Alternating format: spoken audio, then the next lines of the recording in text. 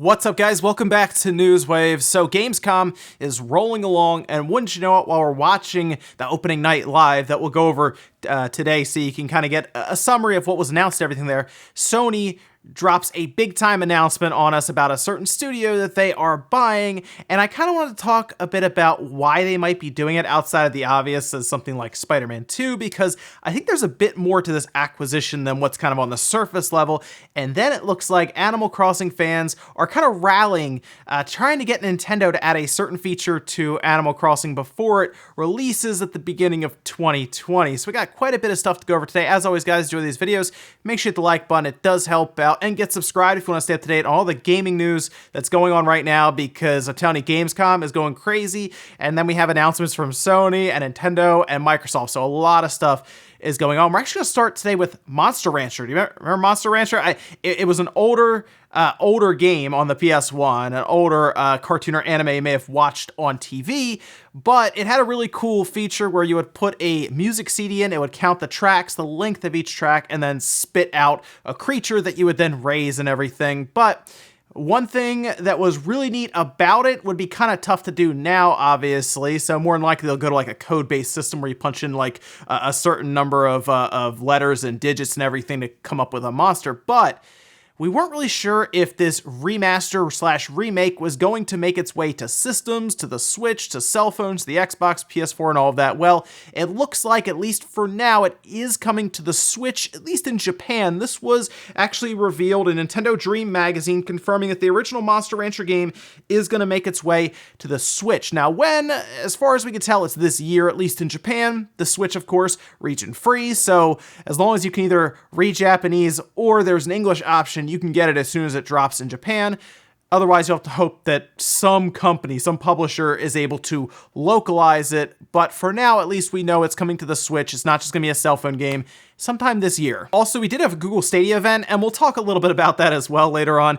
Honestly, I watched it and it wasn't that good, but there was a really big announcement that I kind of wanted to separate from the show itself when we go over it later, and that is that Cyberpunk 2077 will release on Stadia. Now, we don't know if it's releasing the same day as it is on other platforms in April, but it's at least coming to the platform, the service, I guess we'll call it. We'll call it the service, and that's actually a good thing. Now, CD Projekt Red is pretty good about right now really trying to make it so that you can play it however you want on whatever platform that they can get it onto. We even see, for just as an example, Witcher 3 on the Switch, right, which got a release date. Everything's on the cartridge, just doesn't have to be downloaded, which is, I think, a big deal. For that, it really shows CD Projekt Red trying to make it so things can be really archived and everything. You don't have to worry about like a server downloading it. Of course, though, with Stadia, you need a server to stream it, but they're thinking more along the lines of, okay, maybe somebody doesn't have the rig, the PC to play it. Maybe they don't have an Xbox or a PlayStation or whatnot, and you just want to play it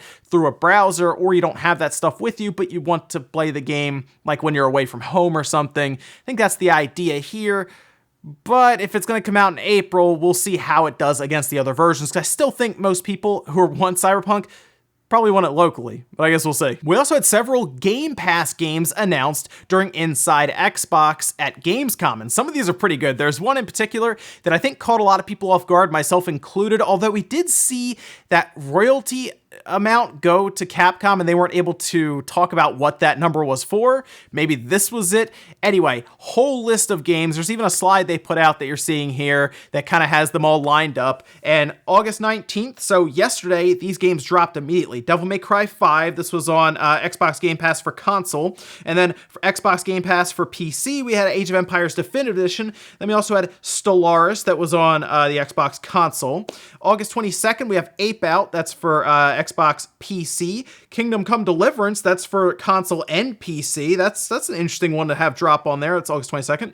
August 27th, we have Bard's Tale 4. That's interesting as well to check out. That's for console and PC. And then August 30th, we have Blair Witch, which will release on the Game Pass, it seems. And that's for console and PC as well. Big time announcements there with things like Devil May Cry 5 already on. So if you have Game Pass and maybe you didn't open it yesterday, go check it out because Devil May Cry 5 is there, or maybe you want to play some Age of Empires that's also on there for PC. And then we see Blair Witch dropping at the end of this month, and even Kingdom Come Deliverance, which is a game that I kind of missed. I mean, it's going to be on Game Pass, so I can just go download it. But that's the one really cool thing about these bigger inside Xbox events is you can generally count on a game or two, or in this case like 5, being added to Game Pass within the next week or two. And I like those shadow drops onto Game Pass because if you already have it, you just go download it. You don't really have to buy it. So awesome stuff there. Check out Devil May Cry 5 if you have not yet. And guys, some of the quick things out of the way, let's get into the bigger stuff. Let's start with Animal Crossing New Horizons, because at E3, we found out that it wouldn't support any type of cloud saves, which was concerning since you can spend like years in Animal Crossing, like actual years in this game. People have already done it on the 3DS.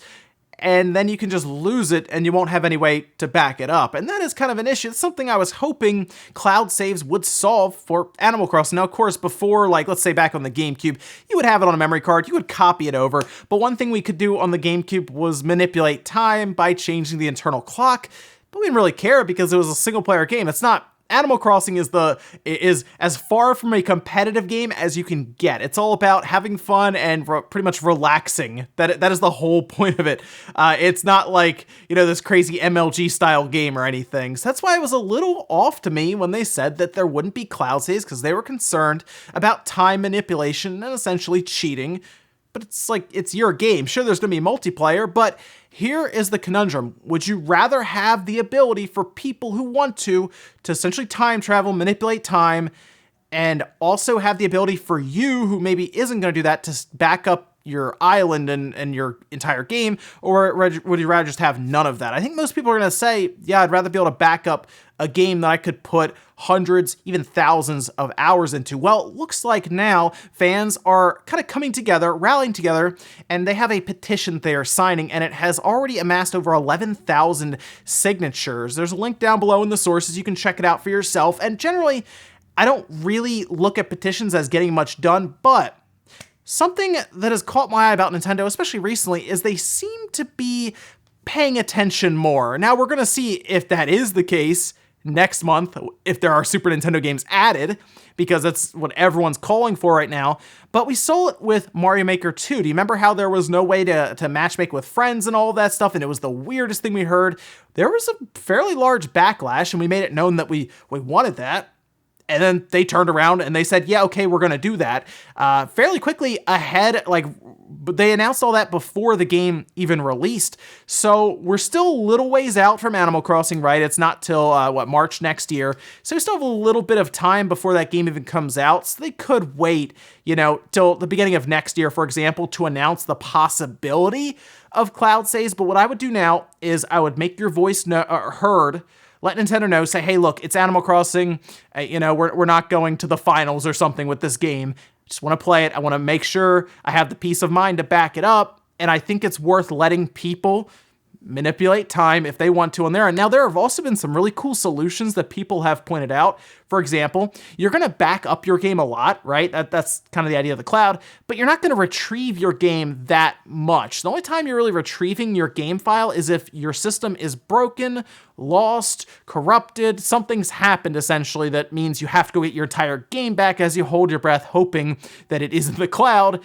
So here's the thing. What if you actually had Mr. Rossetti come back and he was there to lengthen a conversation every time you had to pull your game from the cloud? At one point you go, oh, I've pulled my game 10 times from the cloud. Now Mr. Rossetti's going to sit there for the next 10 minutes and talk to me about, his kids or his off time or something. Just an interesting idea, something to think about. But yeah, let's get cloud saves on Animal Crossing, Nintendo. Next up, let's talk about Sony acquiring Insomniac Games. I don't think this surprises a lot of people. Some people thought that Sony already owned them, but Insomniac Games has actually been working on quite a few other projects outside of stuff that Sony's wanted them to do, which was like Spider-Man, for example, which, by the way, Spider-Man has now crossed 13 million copies sold. That is really, really good. And it looks like Sony wanted to lock them up. And there's a few things around this. One, yes, they're going to be working on Spider-Man 2. If you beat Spider-Man, they left that door open pretty obvious if you ask me. And of course, it's selling over 13 million copies means, hey, yeah, we should probably make us another one of those. That would make sense, right? Yeah. So here's the thing about Insomniac Games. They have been developing games outside of Sony for a little while now. I mean, yes, they also have done a lot of stuff when it comes to things like Spyro, Resistance, for example, but they've also done things like Sunset Overdrive that I assume that IP now belongs to Sony, and hey, maybe there will be a second one someday, and it will be a PlayStation exclusive, which is a massive turn there after it was like an Xbox One console exclusive for the longest time, not even on PC. But here comes Sony now, picking them up, locking them up, essentially. And here's the thing. The one thing Insomniac has been doing is actually working on VR games for a little while now, which is odd, right? But yeah, they had been doing Oculus exclusive games even for a bit there, but they had been developing stuff for PC. And here's the thing. They actually have a game coming out later on this year still, and I guess they're going to finish it still. I would assume it's part of their contract with Sony is that they're allowed to finish up any previous contracts. And this game is actually coming out this holiday, and it's an Oculus exclusive. It's called Stormland, Holiday 2019, and I'm interested to see how that's going to go down. But the thing about that is if they are getting this knowledge with VR, which they have done like 3 or 4 VR games now over the past 2 or 3 years, maybe they're being brought on to not only do Spider-Man, like Spider-Man 2, maybe they're also being brought on to make a VR game for Sony with their PlayStation VR 2, and maybe that will be like a launch game with it or something to take advantage of some of the new features because they're gaining that experience. So they're already a good studio when it comes to making a game like Spider-Man 2, for example, or maybe another Sunset Overdrive, but they're also a good studio for developing VR games, which is something else Sony wants to lean into since they have the best-selling VR headset on the market now with the PlayStation VR. This all makes a ton of sense. It's a great move by Sony, I think. And here's the thing. Yes, Insomniac had already been making games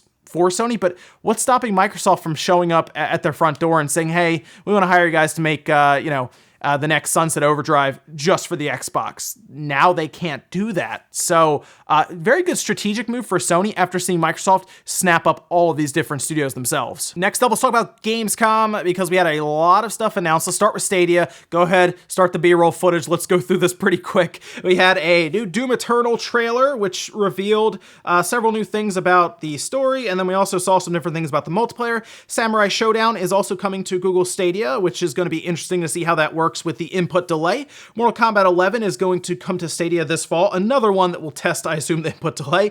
And then here we go with several other ones that were announced during different parts of Stadia, along with a sizzle reel. We have Kine, Darksiders Genesis, Orcs Must Die 3, that one's an exclusive. Windjammers 2, another one that'll test the input latency. Destroy All Humans, Super Hot, Farming Simulator 19, which apparently is having a full-on league play that's going to happen, which was an interesting thing to see revealed. Grid, Attack on Titan 2, Elder Scrolls Online, and then Watch Dogs Legion, which is a pretty large one to go to Stadia. Moving over to Gamescom itself, which Gamescom opening night happened with Jeff Keighley. I want to go through the announcements, then come back to a few of them. Erica, which is the interactive thriller, is already actually launched on the PlayStation 4 for $10. Call of Duty Modern Warfare is going to have an open alpha this weekend, starting the 23rd on the PlayStation. That's going to take advantage of the 2v2 mode. That looked pretty neat. Kerbal Space Program 2 is coming in 2020. Humankind by Sega. I'm going to come back to that because Sega fairly kind of disappointed me there, but that's going to be done with Sega and Amplitude Studios. Little Nightmares 2 is coming in 2020. Actually, what's interesting here is Comanche is coming back from THQ Nordic, apparently is doing that. I'm shocked to see that because the last one I think was back in the early 2000s. So that was interesting one there. Need for Speed Heat got a full gameplay trailer, which actually looks better than I thought it would. Magic the Gathering Arena is coming kind of exclusively, it seems, to the Epic Game Store this winter. Iron Harvest is going to be released September 1st, 2020. We saw the release date for Witcher 3. That's October 15th on the Switch. Looked interesting through stream. Gonna have to see that one myself on my monitor here. And then Kojima closed out the show, and he showed us that Norman Reedus will be able to pee in the game, which was an odd one, but he also hinted that that will be possibly a mechanic used, I think maybe against a boss fight, to be honest. However, he did show that when he peed somewhere, a mushroom grew, and he mentioned that if a lot of people pee in the same place, different things will happen. So there you go. People are just going to apparently pee all over Death Stranding.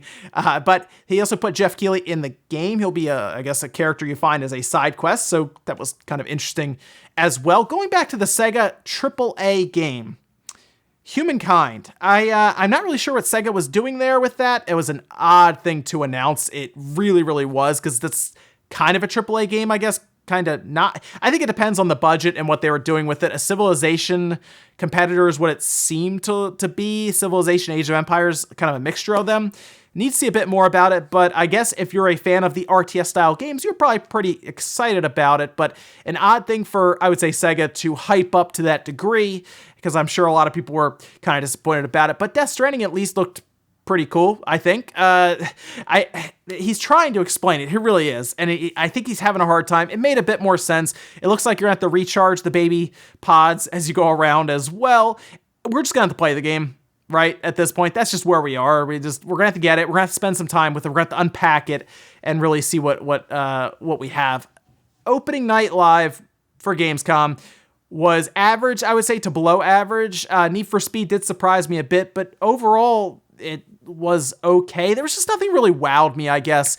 If that Sega AAA game had been something that was really cool, that might have done it, but otherwise, it was just very status quo, very average overall. And our last bit of news, Final Fantasy VIII has a release date. Yes, it's happening September 3rd. September continues to get packed, by the way. We have all kinds of stuff happening. Borderlands 3 was also at the opening night live. It's a quick trailer and some endgame talk, but that's coming out. That's one that I have on my radar right now. Link's Awakening, of course, the Switch Lite coming out, Dragon Quest XI, and you continue on and on and on with several other releases.